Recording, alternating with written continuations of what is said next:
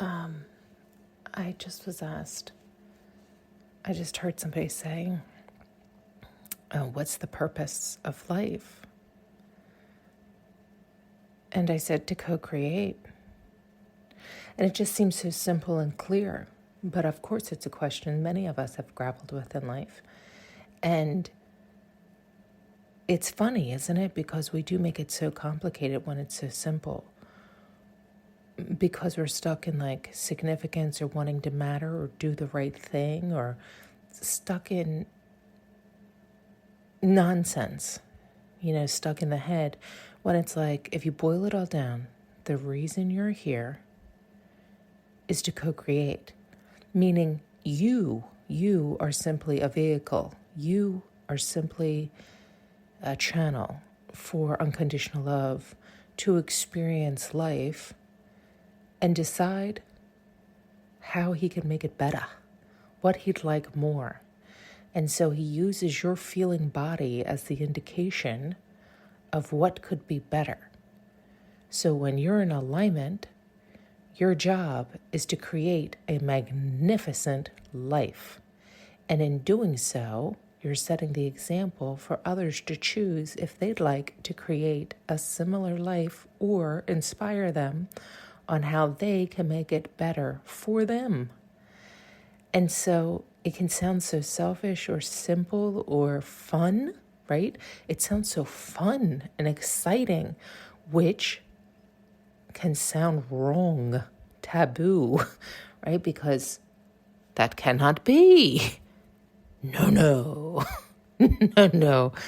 We are literally here to excite and delight ourselves. We are literally here to feel good, to have fun, to determine what excites us. No. Like, it's almost like,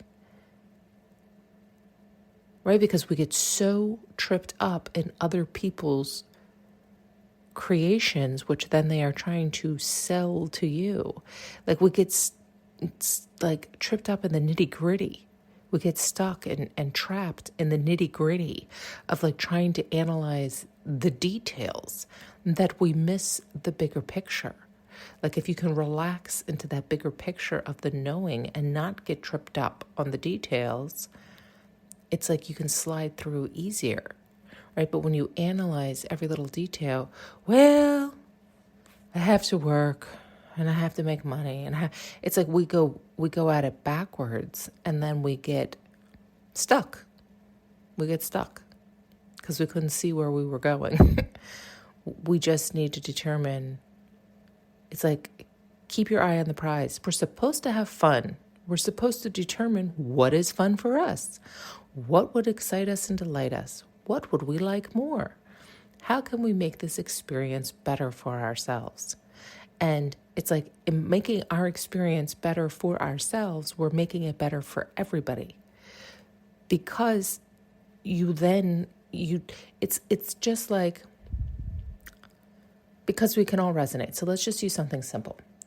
So somebody came up with the light bulb, right? Edison was like, sure, I fucking like to see in the dark. Like, I love that I have the sun all day, but sometimes I'd like to read at night. Sure would be nice. And I don't want to have to build a fire all the time, right? Like, and he was like, you know what? I'm going to make this work, right? And then, wow, that made it better for all of us, because he was so selfish to desire something and make it so, right? So if we all desire something and make it so, because it excites us, it would benefit us, we would love that. That would be amazing. I'm sure many people were like, yeah, that would be amazing, but that's not natural. That's not the way it is. Just, you're evil, you're bad, stop it, right? Don't you think? Don't you be creative, right? And so it's like, don't allow others to poo-poo your ideas, right? Like, everybody is here as a vehicle for the divine.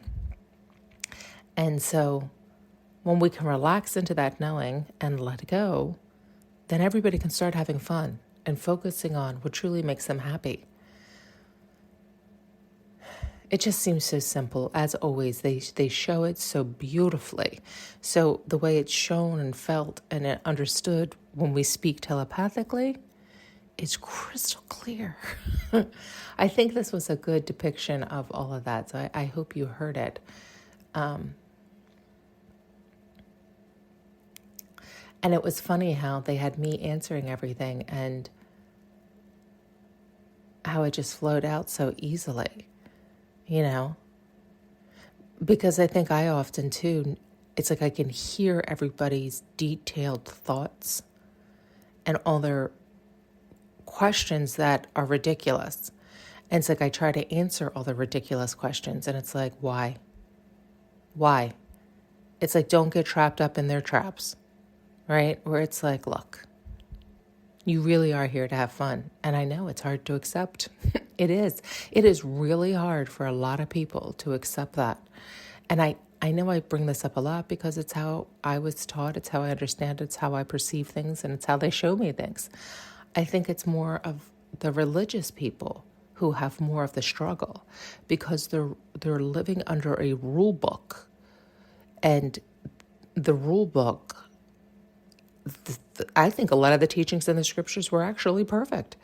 It's simply the regurgitation of who is regurgitating it and where they were reading it from and what their intent is. Some have the intention of wanting to keep you on a leash and under thumb, and it's the perfect guise. And it talks about that in the teachings. It talks about that, false prophets and people using God's name like as a threat and totally misusing and abusing it. And others don't have that ill intent. They just are scared and have regurgitated the scare and think they're doing right by regurgitating the scare because that's how they're reading it, in the scare and in the fear. And when they read it literally, they can't hear the higher message. They can't decode it. And if they can't decode it, they're like, oh my God, we have to tell everybody, warn everybody, warn everybody. And it's like, yes and no. And I get that because there's a time and a place. And it's more like the warning of get in alignment with yourself. If you don't get in alignment with yourself and love your life, you are doomed. You've lost it. You've lost your mind. You've lost control. You've lost your life. You've given it over to whoever has convinced you of such, right? And then you're just paying them forevermore. It's like you yourself are the entire fucking universe. So honor that. Honor that you are a channel, a vehicle for the universe. But you do have to, it is like go through that dark night of the soul or that understanding because it's breaking all the lies and the ties, the confusion and delusion that you were fed and held onto. You hear it like limiting beliefs, right? It's because it's limiting you. It's keeping you held, stuck, tied, stopped, blocked from actually reaching direct connection with the divine who will give you all your answers. It's like, what? Yeah. The very thing they're swearing is from the divine is the thing that's blocking it, right? Like how they're teaching it, how they're portraying it, how they're verbalizing it is actually hurting you and harming you. And again, I'm not saying all is done from bad intent. I do believe some is done from ill intent because it benefits them. Some are just blind as a bat. Some really don't understand. So some are seemingly spouting like what I would say is just evil or bad because it's fear, and then it's projecting more fear and encouraging more fear. But they're blind to their own ignorance. They're blind to their own level. It's like, how can I explain that? It's like you ever meet somebody who is spouting something that they really believe is true. They're passionate about it. They really believe it. They really believe it with all their heart. But you look at it and you're like, I can see. It's like, let's just say, they're like, this is blue. and you can see with your eyes clear as day that it's red, and they're furious with you that you can't understand that it's blue. And it's funny that they're using this example because I think colorblind people confuse the two, or people who have, or maybe like men do, like men see colors. There's something like that because it's through your own perception. It's all fine. It's all fine. So don't pick up the rope, but also cut all your ropes, right? Like don't pick up somebody else's rope. Don't pick up somebody else's tangled web of mess. Don't pick up their rule book, their lies and ties, their confusion and delusion. So don't get in an argument with them. You don't have to tango with them. Let them tie themselves up. Let them enjoy their own ropes and webs and sticky mess. But cut your own too. Like take a look in your own house. Take a look at your own thoughts. Because the thoughts that you keep repeating, you actually believe. So you'll convince yourself of a lie as well. So if you can see that, which can be very tricky, that's the blind spot, right? If you believe something blindly, right, because you're calling it faith, when in all actuality, that's not faith. That is just believing a liar, right? Like you have to be careful with all of this. But it's worth taking a look because then you can set yourself free. And yeah, it can be really painful, right? All of it can be really painful because it's all a process. And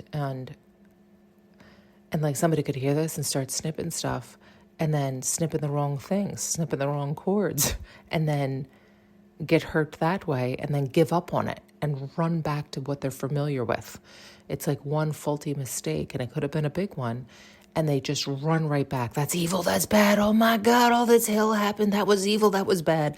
Let me run back into my cage and lock the door, right? And that's what happens oftentimes.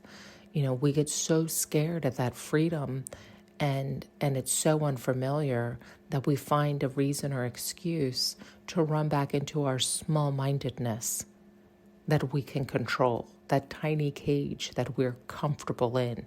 We claim to hate it, but we cling to its walls. So you can set yourself free. You can choose to do such. And yes, it can be challenging to overcome a lot of the things that you would be required to snip.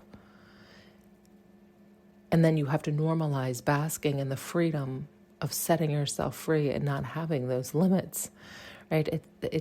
That is just the process of growth and evolution. And you can enjoy it and go with that flow and love it and bask in it. Or you can fight that undercurrent with tooth and nail and make life hell. But it is your choice, and you can do it because it's all in the mind. It's all in the mind. So you have to strengthen that. And usually not, or from my experience, not necessarily from books written by other people, right, with their set of rule books. Like there's some good guides out there, but you have to be careful that you're even questioning them. Do you believe that? Does that sound right to you? Does that feel right? Is that, it's like, it's like how they show me it and how I understand it and how I learn. So that's all I can offer you. But you just have to be very, very careful because I think I shared this one recently where they were showing it's hard for a rich man to get into heaven. So, but somebody who's really rich in the mind, who studies a lot of things, who seeks out advice from all those other people who experience life and then wrote about their experience, and he tries to follow all their leads and do all that, he's not actually thinking on his own, even though his head's filled with knowledge. His head's really filled with a bunch of rule books and other people's theories and understandings, and it's too much to decipher and weed through to get to peace, right? It's like he can't even think on his own. He's thinking based on what others have told him is the right way. And so it's like he's so clogged up there, it's rare and challenging for a rich man to get to heaven. And that's how I take that saying, right? It has nothing to do, we of course have twisted that along with so many other of the teachings to say, oh, being rich is evil. And it's like, not at all. Not at all. It's not what that meant. It didn't mean wealth.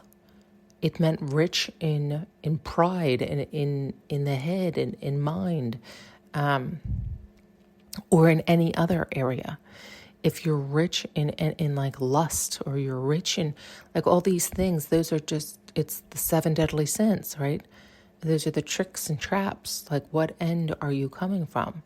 If you're swimming in too much or too little, you can't get spit out to the other side. You continue to get in the wash. And it's for us, right? You've heard me go through the wash many, many times, right? Until I could get it. It's like they had to keep putting me through the wash cycle to be like, still don't get it, huh? Well, let's show her again, right? So it's all okay. It's just, like I'm sharing my experience. You can take with it what you will, right? You either can hear it or you can't. It'll benefit you or not, but you need to decide, right? If somebody tells you I'm brilliant and you're like, oh my God, I better follow everything, you're still not thinking on your own. If somebody tells you she's an idiot and you're like, oh my God, don't listen to her, you could be missing out on the gems of your life, stuff that could set you free and have you start flying and actually living life. You have to decide. You cannot allow others to dictate your life, to steer you and control you. And yet we're all doing it because we live in this world. So you have to rise above the fray. You have to rise above the noise. You have to rise above what others think you should do, right? And what society tells you to do, and what these groups tell you to do, and these religions. You have to figure it out on your own to set yourself free. And even if it is you choose to live under the guise, the rule, the thumb, the leash of some rule book or religion or whatever, it's, if you are truly doing it, meaning you can set yourself free at any point because it's a choice you're truly making consciously, then that's beautiful, I think. I just think many people, once they start to get questioned on all their limits, they get scared to death.